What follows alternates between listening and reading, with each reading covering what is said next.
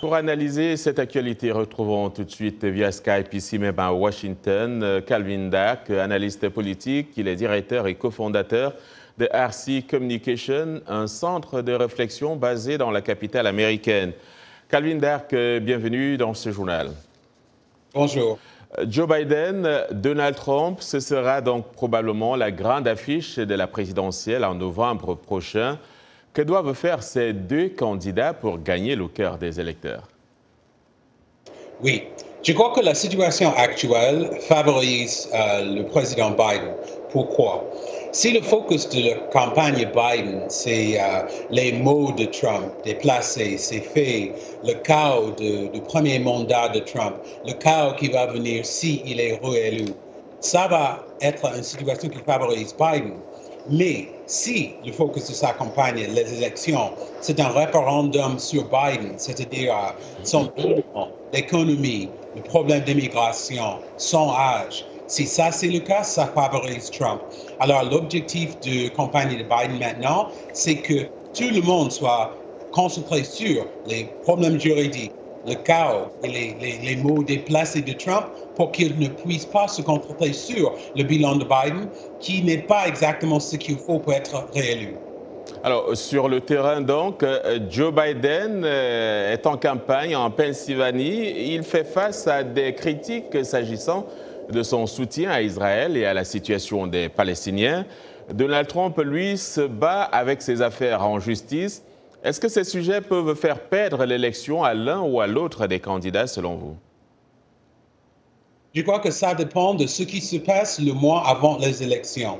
Surtout si les élections, c'était aujourd'hui, le problème avec la politique de Biden avec Israël, selon quelques-uns de bases démocratiques, il ne gagnerait pas. Mais beaucoup peut changer avant novembre. Et c'est le même cas avec Trump. Maintenant, il est toujours, tous les jours dans la cour à New York.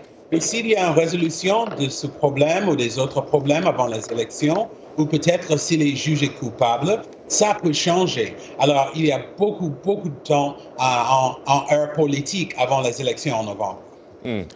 La politique américaine, c'est aussi le Congrès, avec à la Chambre des représentants cette bataille qui pourrait avoir lieu pour la place des speakers actuellement occupée par Mike Johnson. Outre Marjorie Taylor Greene, il semble que d'autres élus voudraient forcer Johnson à quitter le perchoir. Oui, c'est vrai, mais le truc, c'est que c'est pas sur l'aide à l'Ukraine ou les autres projets de loi. Ça, c'est pas le sujet.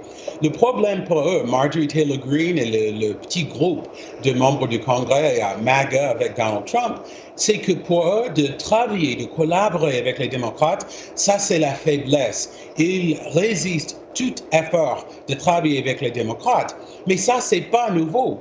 Il y a toujours les groupes comme ça dans le Congrès. La différence, c'est qu'avec ce Congrès, la majorité des républicains sont par deux votes. Alors, ils ont beaucoup d'influence parce qu'ils peuvent faire obstacle à tout dans la Chambre des représentants. Mais je crois que s'ils essayent de faire la pression contre le speaker maintenant, les démocrates vont aider le speaker parce qu'ils ne veulent pas le chaos dans la Chambre des représentants. La question, quel va être le prix pour cette collaboration de la part des démocrates? Et on suivra bien sûr tout cela. Calvin Dark, directeur de RC Communication, merci pour votre disponibilité.